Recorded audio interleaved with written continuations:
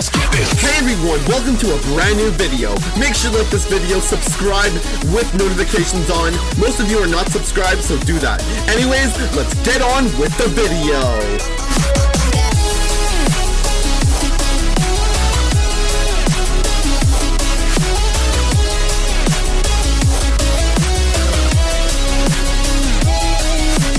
Hey everyone, SMG here. Welcome back to another Brewstew reaction. Today we're checking out awkward situations. Like this video, subscribe, ring the bell, and share. Let's dive right on in.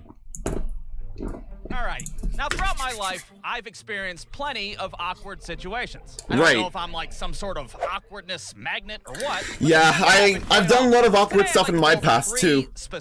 In no particular order. We're a little bit more awkward than usual, if you will. Now, this first story occurred a long time ago. There's I was three of driving them. home from work one day. I pull up in front of my house, and that's when I notice that there's a neighbor kid in my yard poking a dead squirrel with a wiffle ball bat. Now, Yeah. I really didn't think this was all that weird at first. Hell, if anything, I was kind of excited for the kid. I was like, oh, look at that. Damn, a kid playing with a dead animal. Just like the olden times when I was a child. How Yep. neat. So I get out of my car, and I yell out to this kid nonchalantly, hey, what you doing over there? Are you making a new friend? Now this kid looks up at me, and all of a sudden just starts dead wailing friend. his ass off.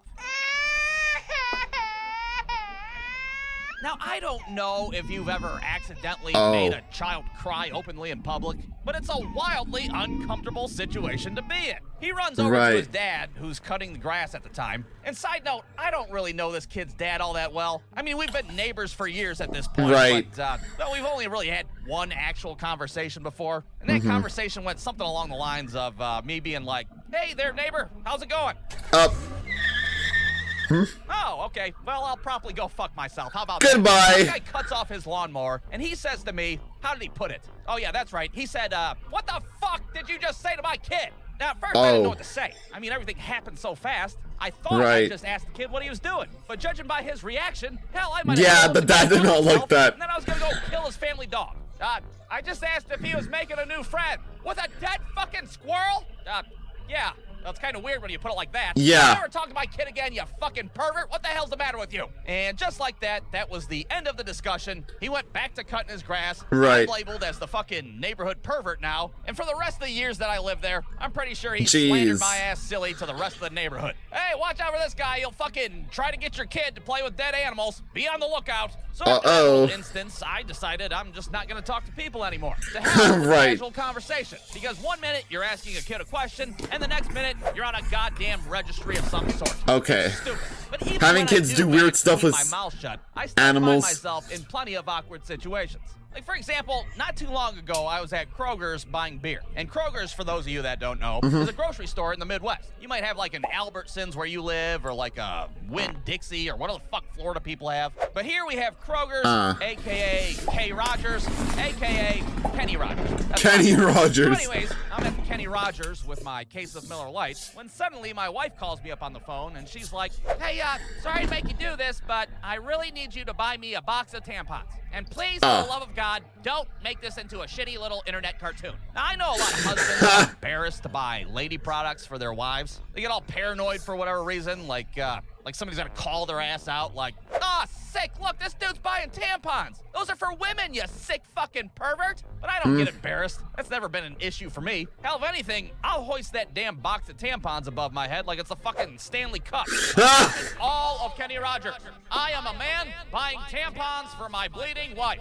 So I'm standing in line for the cashier, holding my case of Miller Lights and my box of Tampax Pearls. Well, it was right about then that I start thinking about something that I saw on TV a while back. And that something was like an episode of 60 Minutes or some shit. 60 where Minutes? They were doing a story about teenagers who soak tampons in alcohol, and then they, you know, shove them up their asses to get super drunk. I'm not making this up. This is a real fucking thing I seen on TV. Wait, really? The news anchor was like, really? Kids shoving beer-infused tampons up their assholes? More at 11. Or whatever the fuck he said. Well, now I start getting a little paranoid because now I look like the goddamn poster child of this new-fangled teenage trend. I look back at the dude behind me, and he's giving me a look like he fucking seen the same episode of 60 Minutes that I did. Boy, looks like you got quite the night planned out for yourself now, don't you? Yeah. So I go to check out, and I can tell that the cashier is totally perplexed perplexed at my choice of groceries. He's looking at the tampons and beer, then back at me, and then back at the tampons and beer, and he's trying to figure out what the fuck the correlation is between these two products. Well, now I feel like I have to speak up and try to defend myself to some degree.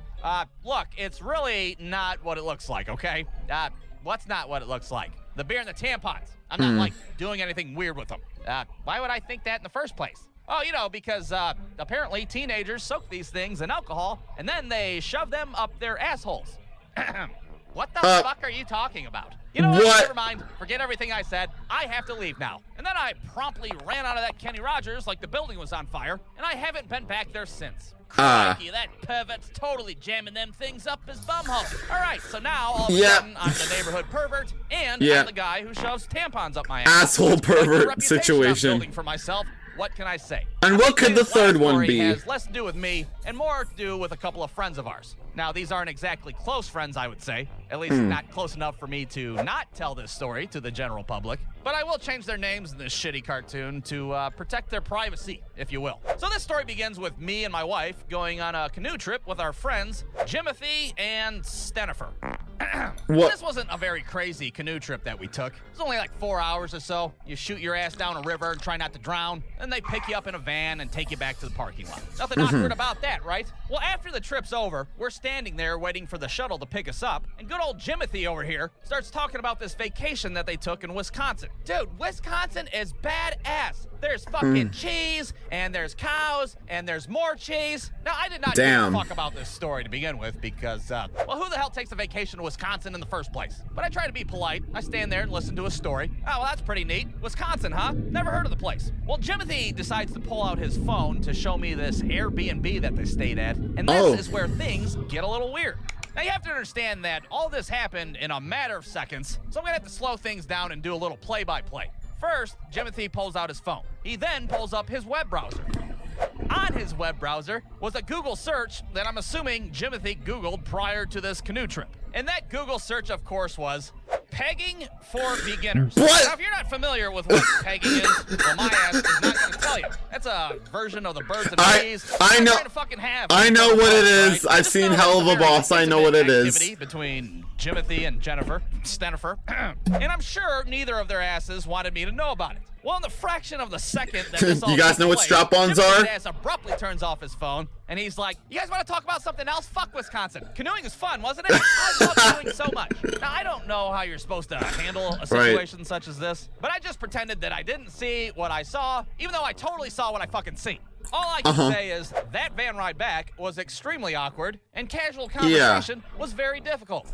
Boy, those rapids that we encountered sure were a pain in the ass, weren't they? You fucking know, wouldn't you? Huh? Nothing.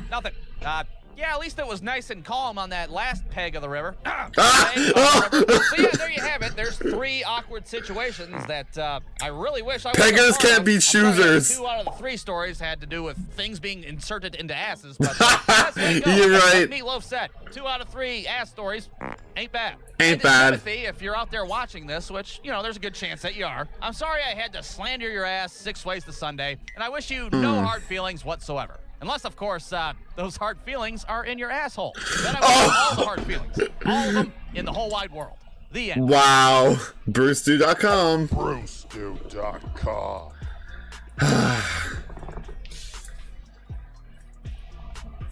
Man. I love how 2 of those damn stories were, you know, 2 of those stories were related to something being inserted in an ass. Hilarious. Make sure you guys like this video, subscribe, ring the bell, and share. I'll catch you guys later. Later, guys. Thanks for watching, and deuces.